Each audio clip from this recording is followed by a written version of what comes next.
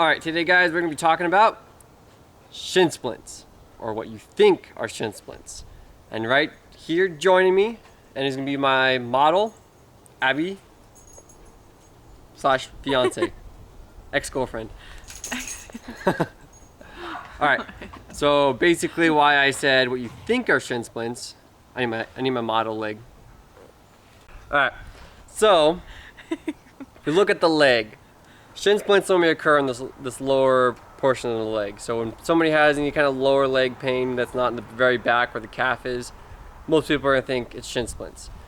But a common misconception about shin splints actually, is that when you have pain on this side of the shin, everybody says it's shin splints. That's what I used to call it.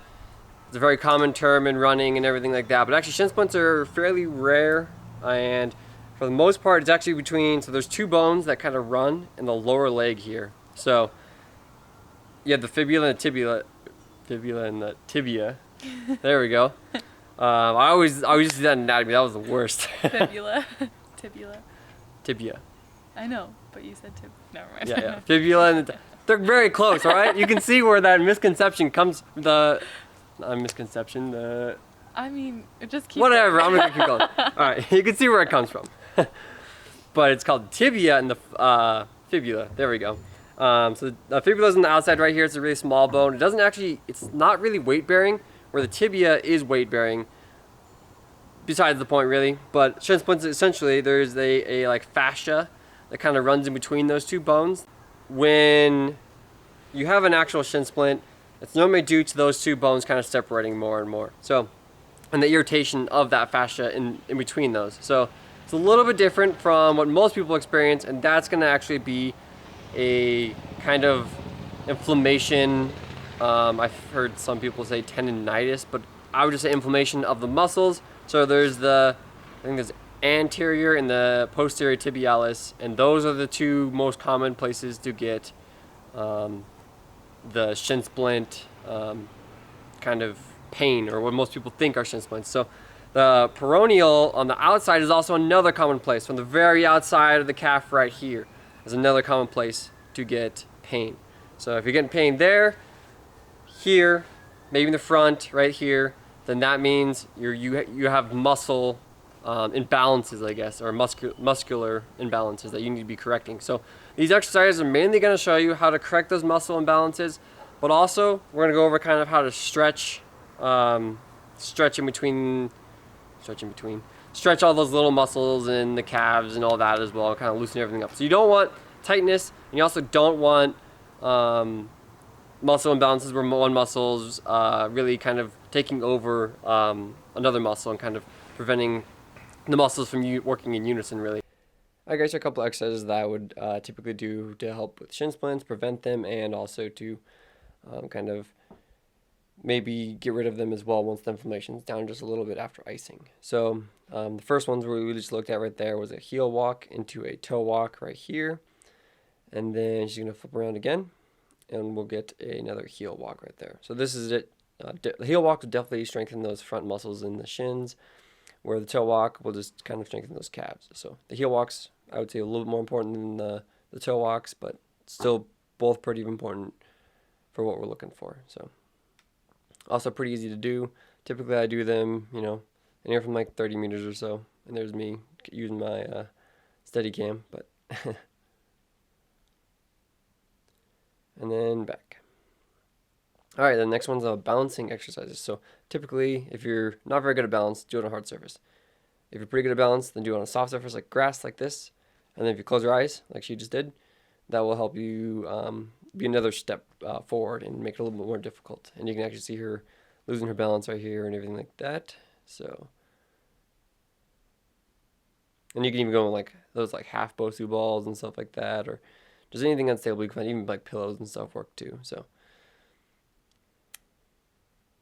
and then you can also like throw a ball back and forth with somebody if you want to even make it even more challenging. I used to do this with like a little trampoline in the training room, where I throw the ball at the trampoline, catch it, throw it, catch it, throw it. All right, now here's my favorite one, favorite exercise. So this one has helped me a ton with shin pain. So it really does strengthen that front of that shin, the shins with tibialis muscles, and even that um, perineal. I feel like the perineal muscle gets a good workout from this too. So typically with this, I mean, I do like 3 by 15 sets, and then if once you get really good, you can, as you see, Abby was doing with 1 foot, and she's kind of struggling with this, so maybe she does need to work on this a little bit more. But yeah, you can switch to 1 foot, and see how she can hardly get it up off the ground. That's not ideal. We want to start with 2 feet, and then once you're at the level where you can just do 1 foot, like we're seeing like right now with her 2 feet coming up, that's when you can start moving on. And then yeah, struggling again. Let's just get a bunch of different angles on this too with these different cameras. So now we're looking at eccentric heel drops, and I think that's the name of them. But basically, you bring yourself up with both feet, and then you drop down really slowly with 1 foot. And you try to get that heel below the step. This is also really good for Achilles tendonitis. My favorite exercise for Achilles tendonitis, if you guys ever have that. And then now she's going to bend her knee. So the calf actually has 2 kind of muscle components to it, the soleus and the gastroc. To hit both of them, you have to have a straight knee for some of them, and then a bent knee for some of them. So there is I believe the soleus is the one that's a little bit deeper down, and then the gastroc's the one that people normally see. With the soleus, you can see from the side, actually, you can kind of see Abby's right there. But yeah, that's the one that you're working with the bent knee. So I'm pretty sure that's the order of it, if I remember right. Yeah, but no rush with those ones. The heel drops have to take some time. And now we're into calf raises. So pretty self-explanatory, kind of like a heel drop, and then more focus though on kind of come up on your toes. So these aren't as important, but still a good thing to work to kind of strengthen all around in your calves and your shins and the lower leg. Another side view, kind of a lower angle. Now she's stretching. So again, with the gastroc and the soleus, you're going to stretch with a straight leg right now, and then a bent knee right there. So just kind of let that heel just drop, kind of like you're doing the eccentric heel drops, but holding it. And holding it for, try to hold these stretches for 30 seconds to 60 seconds. So really get a good stretch out of it. Alright guys, going over another kind of exercise here is if you guys have a band, you can actually attach it. So pretend this is a table. We're just on the bed right now just to demonstrate. You loop that band around the bottom of the table, loop it around the top of the foot right here, and then Abby kind of show the motion that you'd be doing with that. So you'd be pulling in like that, and the band just adds some resistance. You can also do the other side of the foot or the leg by switching over to the other side of that corner, and then doing the same thing but in the outer direction. And you have your foot more off the table than this actually, and be doing that. Or you could also be doing alphabet with your foot. So spelling out the alphabet using your big toe to kind of to write that alphabet. And then if you guys actually take a look at Abby's leg here, she actually has a scar running right here, which is actually another common issue with people who may think they have shin splints. Is actually they have a compartment syndrome where there's a lot of pressure in the compartments of your muscle, and they sometimes need to relieve it by doing surgery and cutting in your calf and everything. Is kind of not fun. It's very rare. It's not fun. It's very rare. But yeah, that's basically some of the exercises that we'd have to do indoors, so you guys can kind of see some of those as well. Lastly, we can do toe scrunches. So, or picking up something with your toes, like we have Abby doing right here. So she essentially picked up the marker, and then you can kind of move it some other place, like over here, drop it, go back, pick up the other one, move it over, move it over like that. Or, Abby, pretend like you have a towel, and you put the towel, oh yeah, we can use that, we'll use a shirt, it's alright. We'll wash the shirt. And then yeah, you can just scrunch that towel or shirt or whatever you have towards you with your foot. This will strengthen that arch in the bottom of the foot and all that as well. Really good exercise for plantar fascia issues as well. I'll kind of go make another video on that, but also really good for shin splints, strengthens that arch, maybe prevents some of that overpronation. But yeah, another good exercise. So you can do all these exercises But essentially, what it comes down to at the end of the day, there's a lot that goes into any kind of injury, really. So it could be a muscle weakness. It actually could also be the surface you're running on, the shoes you're wearing, maybe insoles you're wearing inside of the shoes, how your arches are built. That's something that can kind of be fixed with exercises too, though. And then running form. So all those also kind of play a factor. There's probably some other factors I missed, but those are the main ones that I kind of look at mainly when I'm trying to see what's causing an athlete's shin splints.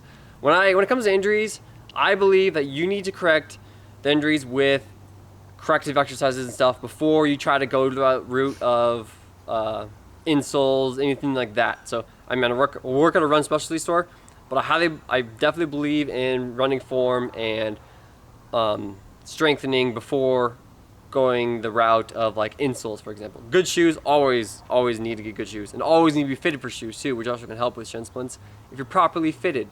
And I'll kind of go over that as well pretty quickly here, actually. So, all right, so here's a really quick video on some examples of proper form and improper form. So Abby, a model is going to be doing a run with kind of a more forefoot, but not all the way up on the toes. So being up on the completely on the toes can cause shin splints, or being on the heel striking. So you want to be landing mid-foot. So we're gonna watch this video. I'll kind of critique it as we're playing the video. If you guys hear background noise, it's Nala and Mal is playing because we're outside. So, but we're gonna kind of go over her form, what to look for, what to not look for when we're actually watching the video, which I'll kind of voice over that, and you guys will kind of watch the video and learn. Learn, yeah, you'll learn. You'll learn. So here are a couple clips of Abby running. If you look closely here, you can kind of see she's landing on the forefoot. It's in regular motion right now, but I'll get some slow motion stuff as well. So, yeah, we're landing on the forefoot, and you kind of see she's landing on the outside of that forefoot, kind of rolling in. Ideally, I'm going to be rolling in neutral, taking off neutral as we talked about. Again, you can get fitted for all this and whatnot, but if you ask me, she's maybe just overstriding a little bit, but overall, great form. Great for preventing shin splints because she's landing on her forefoot, reducing a lot of that impact, especially on the outside as well.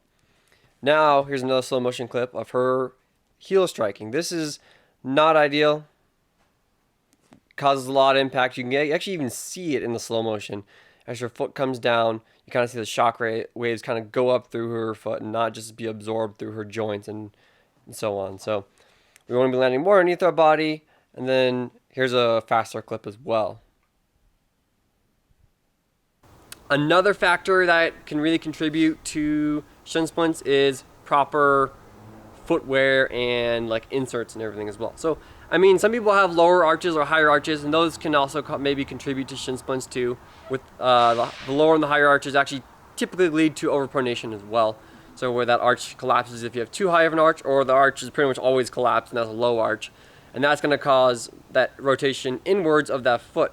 So that can put a lot of stress on this inside portion of the shin especially, but also if you're always rolling in, could put stress other places in the lower leg as well, and because you're always trying to correct that motion inwards and everything like that. So if we're looking at proper shoes, if you're pronating, you're probably going to want a stability shoe, and I'd recommend going with a stability shoe before an insole. If you go into a running store, it's recommending you get insoles right off the bat, then I would avoid that running store. Go find another one, because insoles and shoes, I never recommend. It depletes those muscles in the bottom of the foot, doesn't allow your foot to actually work like it's supposed to. But some people do need insoles, and there is a time and place for that. So if you are, let's say you get fitted for a pair of shoes, they are stability shoes, so they have that support on the outside, or inside, medial side of that shoe. Inside right here, it's gonna be normally a denser foam or something like that. They're using different methods now, like Brooks has guide rails and whatnot. But let's kind of keep moving on. I can talk about that all day. But essentially, if you have that, you don't need an insole. You don't need to be doubling up. Doubling up can cause that shin splint pain as well. So it can actually cause it on this outside portion quite a bit. But also, yeah, it can throw off the way you're running. You can be running more on the outside of the foot. You don't want to be running on that outside of the foot either. You want to be landing and taking off down the center of that shoe. So It's important you have the right gear, you're fitted properly from a good running store. So don't be going to a store that's going to recommend insoles and shoes. I know Roadrunner Sports does that, and I really disapprove of that. Name dropping. Ooh. But yeah, it's never something I believe in. I've never believed in insoles. I've hated insoles. I only use them if I'm feeling like actual pain in my foot or something, and I just need to wear it for like a week or two and then take it out right after I get better. So I like to keep my foot nice and strong. The insoles right here, see how these are structured right here? A padded insole is not bad, but a structured insole like this, not going to be ideal. So a padded insole will actually reduce some of the impact, and that's why heel striking really causes a lot of issues. And maybe running on concrete or something like that can actually cause shin splints to be worse as well. So you want to stay away from hills, concrete, hard surfaces. Some people even say uneven terrain. I think just trail running's a lot better just because of the softer surface, as long as you're not going down some really steep downhills as well. So the reason why hills, again, steep downhills, and it tightens up your calves quite a bit. Now if we put an insole is not bad sometimes. Sometimes you need an insole, right? But if you put an insole into a shoe like this shoe actually has a minor amount of stability. I don't really like stability shoes, so I don't have a lot of them. But this one has a little bit of stability. If you have a lot of stability in an insole, really bad. But a little bit of stability in an insole, sometimes people will get away with that, but I don't recommend it still, only in certain cases where your running expert can kind of determine that. But yeah, we don't want that support that this shoe has and that insole. So watch out for that. Running stores trying to sell you that. Find a new running store. Again, find a new running store. All right. All right, another important factor to look at is how worn out your shoes are. So essentially the foam will wear out before the rubber actually wears out in the bottom of a shoe. So keep that in mind. If your rubber is completely worn out, you definitely need new shoes. But that foam will kind of start to, like, it gets really mushy. Like if you can fold the shoe back on itself, then it's probably spent. So yeah, we'll dive right into some exercises then. Cool.